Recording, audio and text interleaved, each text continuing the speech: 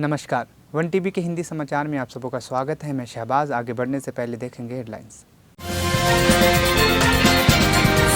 जलवायु परिवर्तन के कारण सरकारी अस्पताल में बड़ी भीड़।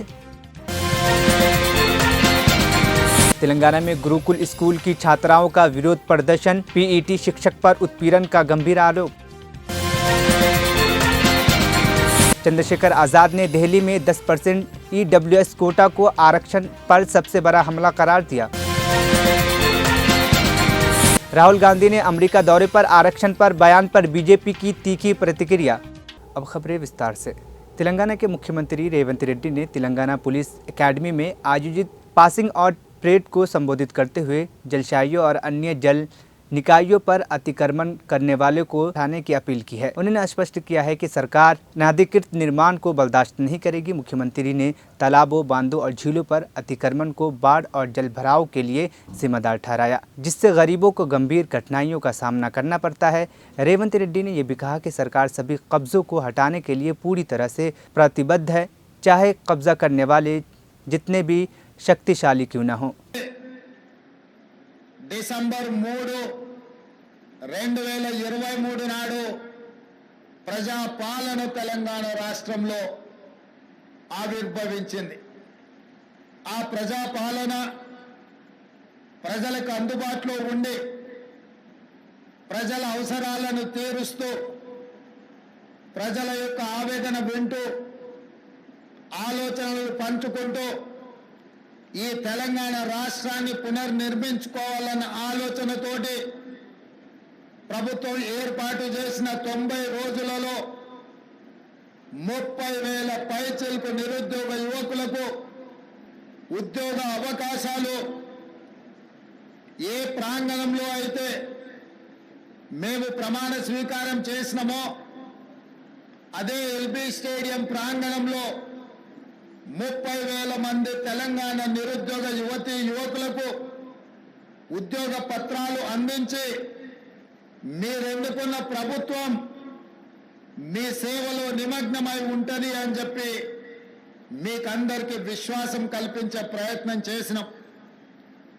ఇదే కాదు, ఈ 30,000 ఉద్యోగ నియామకాల పత్రాలు అందించడమే కాకుండా గ్రూప్ 1 కావచ్చు, గ్రూప్ 2 కావచ్చు, గ్రూప్ 3 కావచ్చు, డిఎస్సి కావచ్చు, పారామెడికల్ సిబ్బంది కావచ్చు, ఇంకొక 35,000 ఉద్యోగ నోటిఫికేషన్లు ఇచ్చి ఈ సంవత్సరం పూర్తయ్యే లోపల వాళ్ళందరూ కూడా నిరుద్యోగ సమస్య తీర్చి ఉద్యోగ నియామక పత్రాలు ఇవ్వాలి అని ప్రజాపాలన మా ప్రభుత్వం తీవ్రంగా కృషి చేస్తుంది। ఒకనాడు తెలంగాణ పబ్లిక్ సర్వీస్ కమిషన్ అంటే ప్రశ్నాపత్రాలు పరీక్షా కేంద్రాలలో ఉండకుండా జిరాక్స్ సెంటర్లలో ఎక్కడ పడితే అక్కడ విచ్చలవిడిగా అమ్ముకుంటుంటే పరీక్షలు రాసిన లక్షలాది మంది నిరుద్యోగ యువకులు ఆందోళనకు గురై ఆందోళన బాట పడుతున్న సందర్భంలో తెలంగాణ పబ్లిక్ సర్వీస్ కమిషన్ ని సంపూర్ణంగా ప్రక్షాళన చేసి ఎలాంటి అనుమానాలకు ఎలాంటి తప్పిదాలకు అవకాశం లేకుండా పబ్లిక్ సర్వీస్ కమిషన్ ని కొత్తగా నియమించి ఆ నియామకాల ద్వారా నిరుద్యోగ యువకులకు ఉద్యోగ నియామకాలు అందించాలన్న ఆలోచన మా ప్రభుత్వం చేస్తున్నది। అందుకే ఈరోజు పబ్లిక్ సర్వీస్ కమిషన్ నిర్వహిస్తున్న ఏ పరీక్షల మీద లక్షలాది మంది నిరుద్యోగ యువకులకు ఎలాంటి అనుమానాలు లేవు। గత 9 సంవత్సరాలు ఉద్యోగ నియామకాల కోసం నోటిఫికేషన్లు ఇవ్వమని కదం దొక్కిన విద్యార్థులు ఈనాడు మన ప్రభుత్వం వెంటనే ఇస్తున్న ఉద్యోగ నోటిఫికేషన్లను మళ్ళీ కొంతకాలం వాయిదా ఇవ్వండి, అన్ని నోటిఫికేషన్లు ఒకేసారి వస్తే మేము పరీక్షలు రాయడం కష్టమవుతుంది, మాకు అన్ని పరీక్షలు హాజరు కావాలి, ఒక దాంట్లో కాకపోతే ఇంకొక దాంట్లో అయినా మాకు ఉద్యోగ అవకాశాలు వస్తాయి అని చెప్పి వాళ్ళందరూ మా ప్రభుత్వానికి విజ్ఞప్తి చేసింది। అందుకే గ్రూప్ 2 పరీక్షల్ని వాయిదా వేసి మీకు అనుకూలమైన నిర్ణయం తీసుకోవడం జరిగింది. ఆనాడు ఉద్యోగ అవకాశాల కోసం కదం దొక్కిన మీరు ఈనాడు నోటిఫికేషన్లు ఇవ్వడంతో శిక్షణ తరగతులలో మీరు నిమగ్నమై చదువుకుంటున్నారు. అందుకే ఈరోజు తెలంగాణలో నిరుద్యోగ యువకులు ఉత్సాహంతో ఈ ప్రభుత్వం మాకు ఉద్యోగాలు ఇస్తుందన్న ఆలోచనతోనే పరీక్షలకు తయారవుతున్నారు. ఈ నేపథ్యంలో తెలంగాణ రాష్ట్రం నూతనంగా ఏర్పడ్డ రాష్ట్రం అభివృద్ధే కాదు, కొన్ని అవలక్షణాలను వ్యసనాలకు బానిసలైన కొంతమంది వ్యక్తులు స్వార్థ ప్రయోజనం కోసం తెలంగాణలో డ్రగ్స్ కానీ గంజాయి కానీ సైబర్ క్రైమ్ నేరాలకు కొంతమంది పాల్పడుతున్నారు. ఇట్లాంటి ప్రత్యేకమైన సందర్భంలో దాదాపుగా 540కి పైగా ఎస్ఐలు ఏఎస్ఐలు ఈరోజు తెలంగాణ సమాజానికి సేవలు అందించడానికి మీరు ముందుకు వస్తున్నారు. అందుకే ఈరోజు మీ పరేడ్ చూసిన ముఖ్యంగా పల్లి భాగ్యశ్రీ మీ పరేడ్ కమాండర్గా ఈరోజు ప్రదర్శించిన నైపుణ్యం మీ అందరిని చూసిన తర్వాత నాకు సంపూర్ణమైన విశ్వాసం కలిగింది. రేపటి నుండి మీరు తెలంగాణ రాష్ట్రంలో డ్రగ్స్ మీద గంజాయి మీద సైబర్ నేరాల మీద ఉక్కు పాదం మోపి తెలంగాణ రాష్ట్రంలో గంజాయికి డ్రగ్స్ కు స్థానం లేదు. అట్లాంటి కార్యక్రమాలకు ఎవరైనా పాల్పడితే వాళ్ళని ఎవరిని క్షమించము అనే విధంగా మీరు ముందుకు నడుస్తారని మాకు సంపూర్ణమైన విశ్వాసం కలిగింది. మిత్రులారా, ఇది ఉద్యోగం కాదు, ఇది ఉద్యోగ భద్రత కాదు మీకున్నది. తెలంగాణ రాష్ట్రంలో ముఖ్యంగా పోలీసు విభాగంలో చేరే ప్రతి యువకుడికి ఇది ఒక భావోద్వేగం. ఇది ఉద్యోగ బాధ్యత కాదు, ఇది ఒక భావోద్వేగం. ఈ రాష్ట్రాన్ని మనం వందలాది మంది మీలాంటి నిరుద్యోగ యువకులు ఉద్యమకారులు ప్రాణ త్యాగాలు చేసి తెలంగాణ రాష్ట్రాన్ని సాధించుకున్నాం. ఈ సాధించుకున్న రాష్ట్రంలో వ్యసనాలకు తావు ఉండకూడదు. గంజాయి డ్రగ్స్ సైబర్ నేరాలకు ఎక్కడ కూడా అవకాశం ఉండకూడదు. ఈ తెలంగాణ రాష్ట్రం మనది. 4 కోట్ల తెలంగాణ ప్రజలు మన కుటుంబ సభ్యులు. వాళ్ళు ఎలాంటి సమస్యలు ఎదుర్కొన్నా అది మన వైఫల్యమే అవుతుంది. మన మీద సంపూర్ణమైన విశ్వాసం పెట్టుకొని ప్రజాప్రతినిధులతో పాటు 24 గంటలు ప్రజలకు అందుబాటులో ఉండి ప్రజలకు అవసరమైన అందించే సేవలు పోలీసులకు సమయం లేదు, సందర్భం లేదు. ఏ సమస్య వచ్చినా, వరదలు వచ్చినా, కరువు వచ్చినా, లేకపోతే భూకంపాలు వచ్చినా, శాంతి భద్రతల సమస్యలు వచ్చినా, లేదా మత కలహాలు వచ్చినా, ఆర్థికపరమైన నేరాలు జరిగినా, ఏది జరిగినా ముందు బాగానే ఉండి ఆ సమస్యల మీద పోరాటం చేసేది పోలీసు సిబ్బంది, పోలీసు విభాగం. అందుకే నేను మీతో పంచుకున్నది ఇది ఉద్యోగం కాదు, ఇది ఒక భావోద్వేగం. ఈ భావోద్వేగమే ఈ తెలంగాణ రాష్ట్రాన్ని పునర్నిర్మించి భవిష్యత్ తరాలకు బంగారు బాటలేసే బాధ్యత మన అందరి మీద ఉన్నది.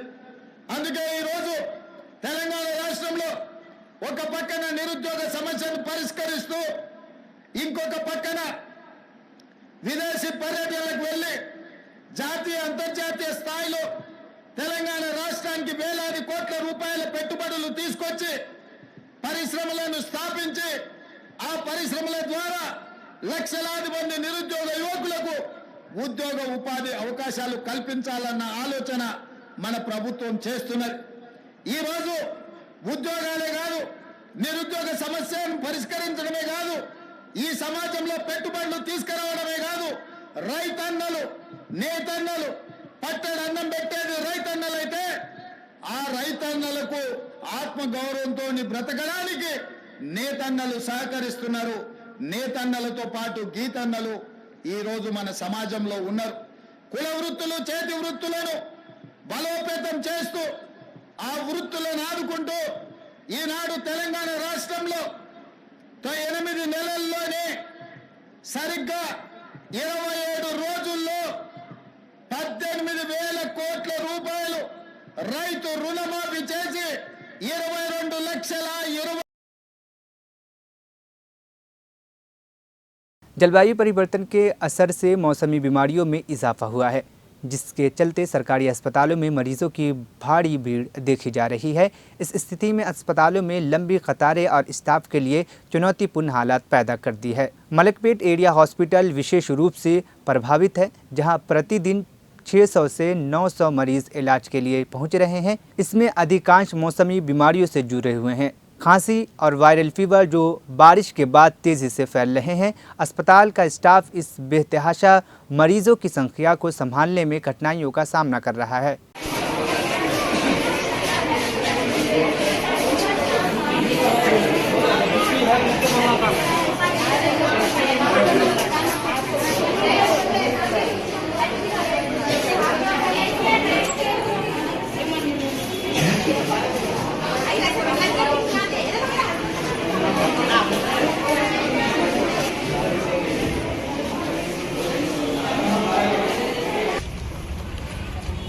अन्ना अन्ना अन्ना नहीं, ओपी ओपी स्लिप के लिए।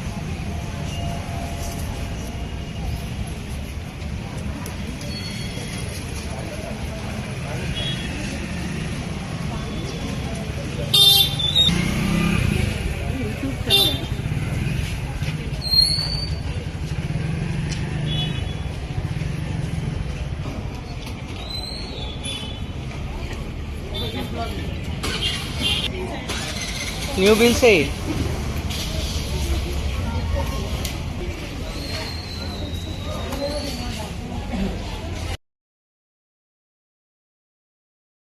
तेलंगाना के सिलसिला जिले में गुरुकुल स्कूल की छात्राओं ने पीईटी शिक्षक के खिलाफ उत्पीड़न के आरोप लगाते हुए विरोध प्रदर्शन किया। सुबह अचानक शुरू हुए इस विरोध प्रदर्शन ने कुछ समय के लिए तनावपूर्ण स्थिति पैदा कर दी। प्रदर्शन की सूचना मिलते ही पुलिस मौके पर पहुंची और छात्राओं को शांत करने की कोशिश की। मीडिया से बात करते हुए छात्राओं ने आरोप लगाया कि पीईटी शिक्षक उन्हें रोजाना परेशान कर रहा है और उत्पीड़न की घटनाएं लगातार जारी है। छात्राओं ने इस संबंध में प्रिंसिपल और उच्च अधिकारियों से शिकायत की थी, लेकिन शिक्षक के खिलाफ कोई ठोस कार्रवाई नहीं की गई, जिससे उन्होंने विरोध प्रदर्शन करने पर मजबूर होना पड़ा। छात्राओं ने यह भी आरोप लगाया कि एक छात्रा के नहाने के दौरान पीईटी शिक्षक उसके बाथरूम में जबरन घुस गया और उसका वीडियो रिकॉर्ड किया। इस गंभीर आरोप के बाद छात्राओं ने न्याय की मांग करते हुए पीईटी शिक्षक को तुरंत निलंबित करने की अपील की है।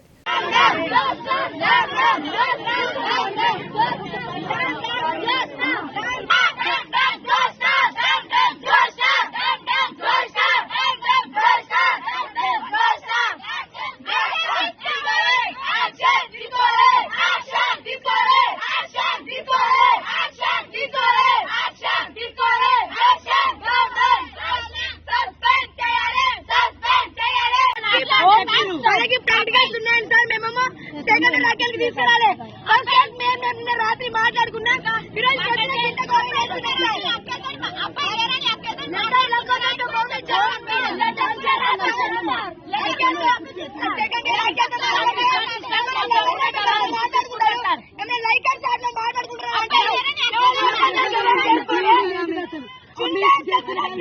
అంటున్నామే సార్ నిన్న మెస్లీనర్ లేట్ అయింది సార్, అయితే చున్లే సార్, అయితే బిస్కెట్ అని చెప్పారు సార్।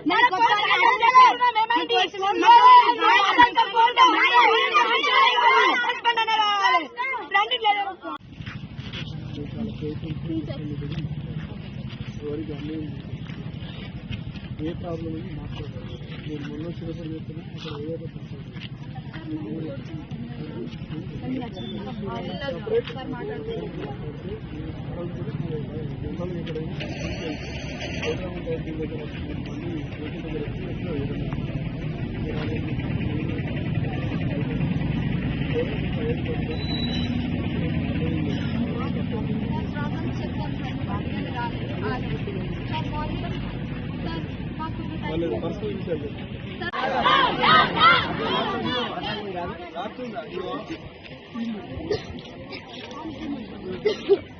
నా పేరు అశ్విని సార్, నేను ఎల్లారెడ్డిపేట నుంచి మాట్లాడుతున్నా।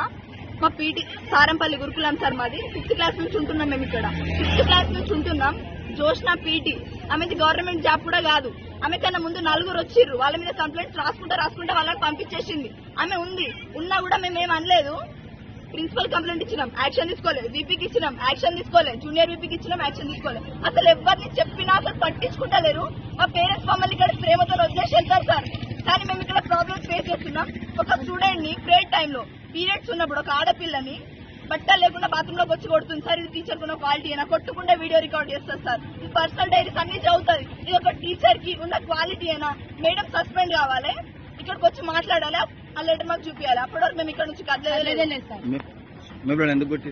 మమ్మల్ని ఎందుకు కొట్టిందంటే సార్ ప్రే టైం అయింది. మాకున్నది 1 hour time table. 1 hour time table లో టోటల్ 500 మెంబర్స్ మేము రెడీ అవుతున్నాం. 600 580 మా స్ట్రెంత్ సార్. 580 స్ట్రెంత్. అక్కడ సరిగా వాటర్ బెనిఫిట్స్ లేవు. ఒక్కటే డార్మెంటరీ, ఒక్కటే క్లాస్. ఇన్ని స్ట్రగుల్స్ ఉన్నా కూడా మేము 1 hour లో ఇన్ టైం కి కింద ప్రేయర్కి వెళ్తాం. 1 hour లో ఒక్కటి కూడా ప్రాబ్లం ఉండదా సార్? హెల్త్ ఇష్యూస్ ఉండయా? జ్యోతి అనే అమ్మాయికి, జ్యోతి మనిషి అనే అమ్మాయికి ఫీవర్, ఇంకా ప్లస్ పీరియడ్స్. వాళ్ళు ప్రే టైంలో ఏనా మేడకి చెప్పి పర్మిషన్ అడిగే వెళ్లారు వాళ్ళు స్నానం చేయడానికి. అయినా కూడా బాత్రూమ్ డోర్ పలగొట్టి వాళ్ళని బట్టలు లేకుండా చూసి సిగ్గుకని కొట్టింది సార్. ఒక ఆడపిల్ల తను కూడా కూతురుంది కావచ్చు. అసలు ఎట్లా బిహేవ్ చేస్తారంటే స్టూడెంట్స్ తోని మమ్మల్ని మనుషులు లెక్క చూడదు సార్.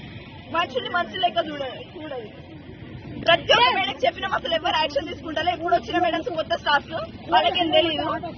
మేడం సస్పెండ్ కావాలి, అసలు ఉండద్దు మేడం. అది జరిగే వరకు మేము ఇక్కడ నుంచి కదలేదు. ఎన్ని రోజులు ఓపిక పట్టాలి సార్?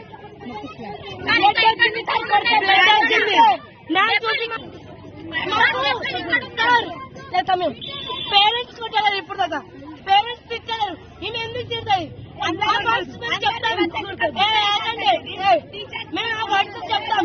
ఆ వర్డ్స్ మేము చెప్తాం. మంచి అయితే మీరు చెప్పండి.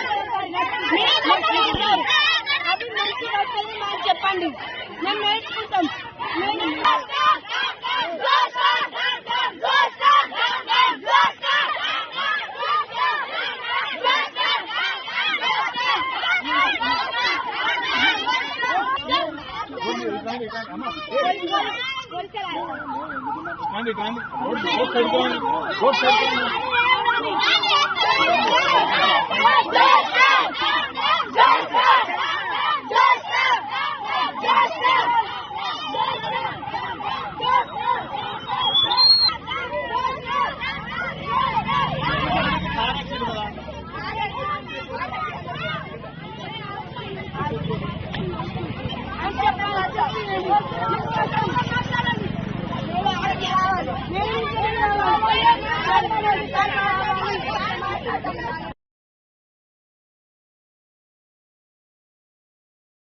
गृह राज्य मंत्री बंडी संजय कुमार ने आगामी जीएसएमसी चुनावों को लेकर आश्वस्त किया है कि भाजपा ने मेयर की सीट सुरक्षित करने के साथ साथ जीत दर्ज करेगी, भले ही कांग्रेस, बीआरएस और एआईएमआईएम के बीच संभावित गठबंधन हो। श्रीलिंगमपल्ली में भाजपा के सदस्यता पंजीकरण अभियान को संबोधित करते हुए संजय ने भाजपा की पारदर्शी सदस्यता प्रक्रिया की सराहना की और बताया कि पार्टी राज्य में मजबूती से आगे बढ़ रही है। उन्होंने भरोसा किया कि यह चुनाव जीतने के साथ साथ 2028 तक तेलंगाना में सत्ता हासिल करने का मार्ग प्रशस्त करेगा। ఇన్ని రోజులు ఈ దేశాన్ని పాలించినవారు 10 సంవత్సరాలు మనం పాలించాం. అంతకుముందు కాంగ్రెస్ పార్టీ దేశాన్ని పాలించింది. కాంగ్రెస్ పార్టీ పాలనలో ఏం చేసింది, ఏం చేయలేదు. నరేంద్ర మోడీ గారి ప్రభుత్వం వచ్చిన తర్వాత ఈ దేశానికి ఏం చేసింది, ఈ దేశంలో పేదరికం కోసం ఏం చేసింది. కాంగ్రెస్ పార్టీ గరీబీ హఠావు అన్న తప్ప లాస్ట్కు ఎక్కడ గరీబులను పట్టుకున్న దాఖలాలు లేవు. కానీ నరేంద్ర మోడీ గారి ప్రభుత్వం వచ్చిన తర్వాత 25 కోట్ల మందిని దారిద్ర్య రేఖ నుంచి, పేదరికం నుంచి విముక్తి కలిగించిన పార్టీ ఏ పార్టీ? భారతీయ జనతా పార్టీ, నరేంద్ర మోడీ గారి ప్రభుత్వం. అందుకే మెంబర్షిప్ చేయాలి. ఇవాళ పోయినసారి 3 కోట్ల మందికి ప్రధానమంత్రి ఆవాస్ యోజన కింద ఇల్లు కట్టించిన 4 కోట్ల మందికి. ఈసారి మళ్ళా 3 కోట్ల మందికి ఇల్లు కట్టిస్తున్నాం. కాబట్టి నిలువ నీళ్ళు లేని పేదలకు ఇల్లు కట్టిస్తున్నాం. కాబట్టి పేదల గురించి ఆలోచించే పార్టీ కాబట్టి భారతీయ జనతా పార్టీ మెంబర్షిప్ మీరు తీసుకోవాలని చెప్పాలి. 80 కోట్ల మందికి ప్రధానమంత్రి గరీబ్ కళ్యాణ్ అన్న యోజన కింద ఉచితంగా రైతు పప్పులు ఉప్పులు ఇస్తున్నాం. కాబట్టి మీరు భారతీయ జనతా పార్టీ మెంబర్షిప్ తీసుకోవాలి. ఇలా 11 కోట్ల మందికి ఉచిత గ్యాస్ కనెక్షన్లు ఇచ్చినాం కాబట్టి మీరు భారతీయ జనతా పార్టీ మెంబర్షిప్ తీసుకోవాలి. ఇట్లా చెప్పుకుంటూ మనం పోతే ఉండాలి. వాళ్ళు 10 లక్షల మంది యువకులకు 10 లక్షల మందికి సంవత్సరంలో 10 లక్షల మందికి ప్రధానమంత్రి రోజ్గార్ మేళా పేరుతోని కేంద్ర ప్రభుత్వ ఉద్యోగాలు ఇచ్చినాం కాబట్టి ఇవాళ మీరు మెంబర్షిప్ తీసుకోవాలి. 33% మహిళలకు రిజర్వేషన్ ఇవ్వడానికి కమిట్మెంట్ తో ఉన్నాం కాబట్టి కట్టుబడి ఉన్నాం కాబట్టి మీరు భారతీయ జనతా పార్టీ మెంబర్షిప్ తీసుకోవాలి. ఈ దేశంలో నరేంద్ర మోడీ గారి ప్రభుత్వం వచ్చిన తర్వాత 27 మంది బీసీలను ఓబీసీలను ఎంపీలను మంత్రులు చేస్తాం కాబట్టి ఇలా భారతీయ జనతా పార్టీ మెంబర్షిప్ తీసుకోవాలి. ఈ దేశంలో నరేంద్ర మోడీ గారి ప్రభుత్వం వచ్చిన తర్వాత 12 మంది ఎస్సీ ఎంపీలను గతంలో మంత్రులు చేస్తాం కాబట్టి ఈసారి 10 మంది ఎస్సీలను మంత్రులను చేస్తాం కాబట్టి ఇలా భారతీయ జనతా పార్టీ మెంబర్షిప్ తీసుకోవాలి. పోయినసారి ఎస్టీ సామాజిక వర్గానికి సంబంధించినటువంటి ఎంపీలను మంత్రులు చేస్తాం. ఈసారి మెజార్టీ తగ్గినా కూడా 5 ఎస్టీ సామాజిక వర్గానికి సంబంధించినటువంటి ఎంపీలను మంత్రులను చేస్తాం కాబట్టి ఇలా మెంబర్షిప్ తీసుకోవాలి. ఇలా మహిళలను చేస్తాం కాబట్టి మహిళలను ఎంపీలను మంత్రులను చేస్తాం కాబట్టి మెంబర్షిప్ తీసుకోవాలి. రాష్ట్రపతిని మహిళలను చేస్తాం. అనేక ప్రాంతాల్లో గవర్నర్లను ముఖ్యమంత్రులను మహిళలను చేస్తాం. 33% మహిళా రిజర్వేషన్ ఇచ్చే ప్రయత్నం చేస్తున్నాం కాబట్టి ఇలా మెంబర్షిప్ చేయాలి. అగ్రవర్ణాల్లో పేదలకు రిజర్వేషన్ సౌకర్యం కల్పించిన ఘనత భారతీయ జనతా పార్టీ కాబట్టి ఇలా భారతీయ జనతా పార్టీ మెంబర్షిప్ తీసుకోవాలి. ఒక శక్తివంతమైన భారతదేశ నిర్మాణం కోసం మనం ప్రయత్నం చేస్తున్నాం కాబట్టి ఇలా భారతీయ జనతా పార్టీ మెంబర్షిప్ తీసుకోవాలి. 10 సంవత్సరాల ఒక్క అవినీతి ఆరోపణ లేకుండా ఈ దేశాన్ని పాలిస్తాం కాబట్టి ఇలా భారతీయ జనతా పార్టీ మెంబర్షిప్ తీసుకోవాలి. ఇట్లా మనం సాధించిన విజయాలన్నీ కూడా చెప్పుకుంటూ పోతే వాళ్ళు మెంబర్షిప్ చేయడానికి సిద్ధంగా ఉన్నారు అన్న ఒక్కటి చెప్తున్నాను. ప్రజలు భారతీయ జనతా పార్టీ మెంబర్షిప్ తీసుకోవడానికి సిద్ధంగా ఉన్నారు. పోవడానికి మెంబర్షిప్ చేయించడానికి మనం సిద్ధంగా కావాలి. వాళ్ళు రెడీ ఉన్నారు, మనం రెడీ ఉండాలి. 77 లక్షల ఓట్లు వచ్చినాయి మనకు. మా ఎంపీ ఎలక్షన్ లో 77 లక్షల ఓట్లు వచ్చినాయి మనకు. పోయినసారి మెంబర్షిప్ 18 కోట్లు, ఈసారి మళ్ళీ అదనంగా 10 కోట్ల టార్గెట్ మన జేపీ నడ్డా గారు ఇలా మోడీ గారు ప్రామిస్ చేశారు. సార్ మేము ఈ దేశంలో ఈసారి 10 కోట్లు మెంబర్షిప్ పక్కా చేస్తామని జేపీ నడ్డా గారు మోడీ గారికి మాట ఇచ్చినట్టే జేపీ నడ్డా గారికి ఇంటింటికి మెంబర్షిప్ చేస్తానులే. ఎవరి మీద నమ్మకంతో ఇచ్చింది కదా? మన మీద, కార్యకర్తల మీద, నాయకుల మీద నమ్మకంతో మన తరఫున మాట ఇచ్చేది.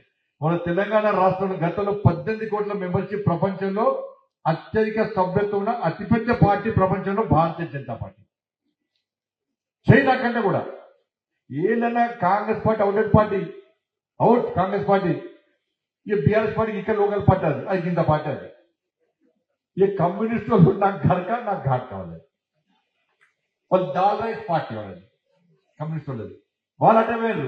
కానీ ప్రపంచంలో అత్యధిక సంపత్తున్న పార్టీ భారతం. ఇక నెక్స్ట్ ఈసారి 10 కోట్ల మెంబర్షిప్ చేస్తే ఈ ఎవరి తాత కూడా మన దర్జాపడున్నారు. ఇక పెద్ద పార్టీ మనదైతుంది. కాబట్టి తెలంగాణ రాష్ట్రంలో 77 లక్షల ఓట్లు వచ్చినాయి మనకు పార్లమెంట్ ఎన్నికల్లో. కనీసం దానిలో 70% కనీసం 50 లక్షల ఓట్లు మనకు రావాలి. 50 లక్షల ఓట్లు మనకు వస్తే మన తోపుల మనం దానిలో రంగారెడ్డి అర్బన్ హైయెస్ట్ మెంబర్షిప్ ఇవ్వాలి. నాకైతే నమ్మకం ఉంది. నేను ప్రత్యేకంగా ఎందుకు వచ్చి తెలుసా, నేనే రంగారెడ్డి ఫోన్ చేసి నేను పక్కా వస్తానా, రంగారెడ్డి అర్బన్కి వస్తే మెంబర్షిప్ కూడా ఎక్కువ చేస్తారు కదా, రేపు నేను కూడా చెప్పుకోవచ్చు.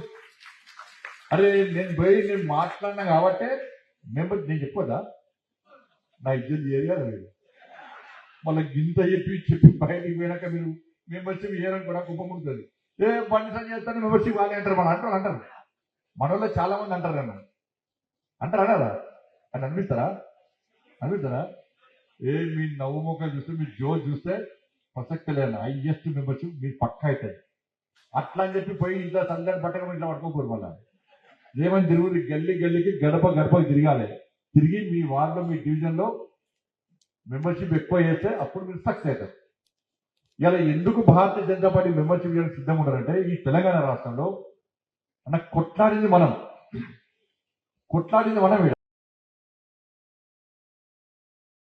आज़ाद पार्टी के प्रमुख और यूपी के नगीना से सांसद चंद्रशेखर आज़ाद ने दिल्ली के रामलीला मैदान में आयोजित जनसभा को संबोधित करते हुए 10% ईडब्ल्यूएस कोटा को आरक्षण पर सबसे बड़ा हमला करार दिया है। आज़ाद ने कहा कि जब ईडब्ल्यूएस के तहत 10% आरक्षण लागू किया गया था, पार्टियों ने इससे समर्थन दिया था, बावजूद इसके कि यह आरक्षण पर गंभीर हमला था। उन्होंने आरोप लगाया कि अगर उस समय विरोध किया गया होता तो स्थिति अलग होती। आरक्षण खत्म करने की साजिश का सबसे बड़ा हमला तब हुआ जब 10% ईडब्ल्यूएस कोटा लागू किया गया।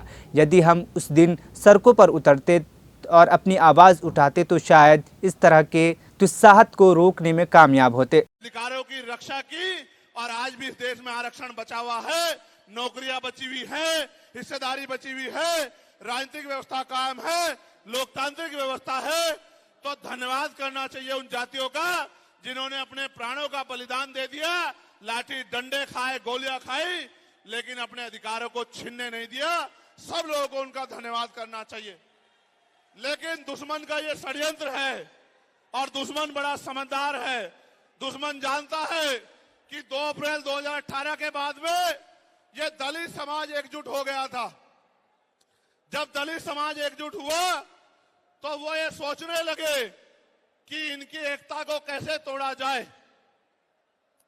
आप और मैं जानते हैं, जब अगर आप झाड़ू की सिक्कों को इकट्ठा कर दोगे, वो सिक्के जो हैं एकजुट हो जाएंगे, उनको बांध दिया जाएगा तो वो सारा कचरा साफ कर देंगे। लेकिन अगर वो जो सिक्के होते हैं, अगर आपने उनको अलग अलग कर दिया तो वो कचरा साफ नहीं कर पाएंगे, वो खुद कचरा बन जाएंगे, उनकी कोई हैसियत नहीं बनेगी। इसलिए हमारे महापुरुषों ने बहुजन समाज में भाईचारे की बात की। और आप महसूस करो, बाबा साहब अंबेडकर ने अपने विरोधियों, बैरियों के खिलाफ संघर्ष भी करना है, अपने अधिकारों के लिए संघर्ष भी करना है। मैं जब देश के बाहर गया तो मैंने देखा कि वो लोग तरक्की कर रहे हैं, उनकी जिंदगी खुशहाल है, उनकी जिंदगी अच्छी बन रही है। लेकिन उनकी जिंदगी तो अच्छी बन रही है, लेकिन 75 साल की आजादी के बाद आज भी भारत में 80% लोग ऐसे हैं जो रोटी, कपड़ा, मकान से वंचित हैं, जिनको इज्जत की जिंदगी नहीं मिल रही। तो मैं ये देख रहा था, मुझे बड़ी खुशी हो रही थी। लेकिन जब मैं भारत की तरफ देखता हूं तो बड़ी निराशा हाथ लगती है। फिर ये महसूस करता हूं कि आज जो कुछ हमारे पास है वो हमारे महान पुरुषों की संघर्ष की वजह से है। अगर हमारे महान पुरुष संघर्ष नहीं करते तो जो आज हमें मिला है ये भी हमें किसी कीमत पे नहीं मिलता। आप जानते हैं, हमेशा आरक्षण के खिलाफ चाहे सुप्रीम कोर्ट हो या मनुवादी दल हो, सब लोगों ने आरक्षण को समाप्त करवाने के लिए एड़ी चोटी के जोर लगा दिए। और इसका सबसे बड़ा हमला इस पे कब हुआ? जब 10% ईडब्ल्यूएस लागू हुआ। मुझे माफी चाहते हुए कहना है कि हमारे दलों ने भी हाथ उठा के, जो हमारे पूर्व के दल थे, उनका समर्थन किया, जबकि वो आरक्षण पे सबसे बड़ा हमला था। अगर उसी दिन हम लोगों ने सड़कों पे निकल के अपनी आवाज को उठाया होता तो किसी की मां ने दूध नहीं पिलाया होता कि वो दोबारा आरक्षण पे हमला करने के बारे में सोच लेता। ये भाजपा के लोग जो सत्ता में बैठे हैं, इन्होंने वोट तो आपसे हमसे ली धर्म के नाम पे, भाईचारे के नाम पे, लेकिन सत्ता में आके ये लोग अपने लोगों का काम करने लगे, अपने महापुरुषों की विचारधारा को आगे बढ़ाने लगे। और हम लोग रोटी रोटी के लिए मोहताज लोग, जुल्म जाति के शिकार लोग, परेशानी की जिंदगी जीने लगे। मैं चाहता हूं कि जो जिंदगी हमारे लोग ऑस्ट्रेलिया में जी रहे हैं, ऑस्ट्रिया में जी रहे हैं, इटली में जी रहे हैं, यूरोप में जी रहे हैं, पूरे अमेरिका में जी रहे हैं, कनाडा में जी रहे हैं, इंग्लैंड में जी रहे हैं, ऐसी जिंदगी की व्यवस्था भारत में भी हो। लेकिन ये तभी संभव है जब राजनीतिक शक्ति हमारे पास हो।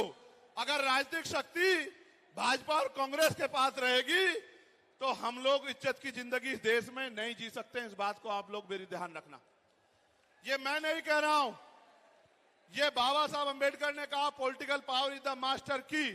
राजनीतिक सत्ता वो चाबी है जो आपकी सारी परेशानियों का हल कर देगी। और राजनीतिक सत्ता जिनके पास है उनके लोग हजारों हजारों करोड़ रुपए लेके भाग जाते, उनके लोग उनके पूंजीपतियों के। लोकसभा में विपक्ष के नेता राहुल गांधी इस समय अमेरिका के दौरे पर हैं, जहां उनके आरक्षण पर दिए गए बयान की बीजेपी नेताओं ने तीखी आलोचना की है। 11 सितंबर को एक इंटरव्यू के दौरान राहुल गांधी ने अपने विरोधियों पर पलटवार करते हुए स्पष्ट किया कि वह आरक्षण के खिलाफ नहीं है। राहुल गांधी ने अपने बयान में कहा कि वह 50% आरक्षण की सीमा को हटाने के पक्ष में हैं। उन्होंने ये भी कहा कि उनके बयान को गलत तरीके से पेश किया गया और उनकी पार्टी आरक्षण को 50% की सीमा से आगे ले जाने के समर्थन में है। गांधी ने कहा कि उनका उद्देश्य आरक्षण में सुधार करना है, न कि इसके खिलाफ कोई कदम उठाना। We feel very strongly that there is a very, very deep problem of participation, and we're going to address that problem. I don't see it as a Mandal versus Kamandal issue, and what we're saying is different than the idea of only reservations. What we're saying is we want a comprehensive understanding first of what's going on, and then we're going to apply a series of policies to correct it, reservation being one of them. Right. We've also said that we're going to, somebody misquoted me yesterday saying that I'm against reservations. I've been saying again and again and again, we're going to increase reservations beyond 50%, and I'm not against reservations. प्रधानमंत्री नरेंद्र मोदी हाल ही में supreme court के मुख्य न्यायाधीश टी.वाई. चंद्रचूड़ के आवास पर आयोजित गणपति पूजा में भाग लिया। कल शाम वायरल हुए एक वीडियो में प्रधानमंत्री नरेंद्र मोदी को चीफ जस्टिस और उनकी पत्नी द्वारा स्वागत करते हुए और पूजा में शामिल होते हुए देखा जा सकता है। इस वीडियो के सामने आने के बाद प्रधानमंत्री के इस धार्मिक समारोह में शामिल होने को लेकर कई सवाल उठे हैं। प्रमुख वकील और कार्यकर्ता प्रशांत भूषण ने इस मुद्दे पर चिंता जताते हुए सवाल उठाए कि क्या उच्च पदों पर आसीन लोगों को ऐसे आयोजनों में शामिल होना चाहिए, खासकर जब सार्वजनिक सम्मान और निष्पक्षता की अपेक्षाएं होती हो। Mr. Modi to the residence of the Chief Justice is disturbing on two counts. One that, and more importantly, that the judiciary is tasked with the idea, with the responsibility of protecting fundamental rights of citizens, which is primarily being assaulted by the executive. And it is also made responsible for ensuring that the executive functions within the bounds of its authority. And that is why the Code of Conduct for Judges had laid down that judges must maintain a degree of aloofness which is consistent with the dignity of their office. Now, what the Chief Justice has allowed in this case is the Prime Minister to visit him at a private religious function. Now, firstly, it's totally inappropriate for the Prime Minister to be visiting the Chief Justice for a private, at the Chief Justice's residence for a private event. And secondly, it is also inappropriate for the Prime Minister and the Chief Justice to display publicly a particular religious function, because the Supreme Court is also supposed to protect secularism. And therefore, this was totally inappropriate, and in my view, it's a violation. आखिर में headlines फिर। जलवायु परिवर्तन के कारण सरकारी अस्पताल में बड़ी भीड़। तेलंगाना में गुरुकुल स्कूल की छात्राओं का विरोध प्रदर्शन, पीईटी शिक्षक पर उत्पीड़न का गंभीर आरोप। चंद्रशेखर आजाद ने दिल्ली में 10% ईडब्ल्यूएस कोटा को आरक्षण पर सबसे बड़ा हमला करार दिया। राहुल गांधी ने अमेरिका दौरे पर आरक्षण पर बयान पर बीजेपी की तीखी प्रतिक्रिया।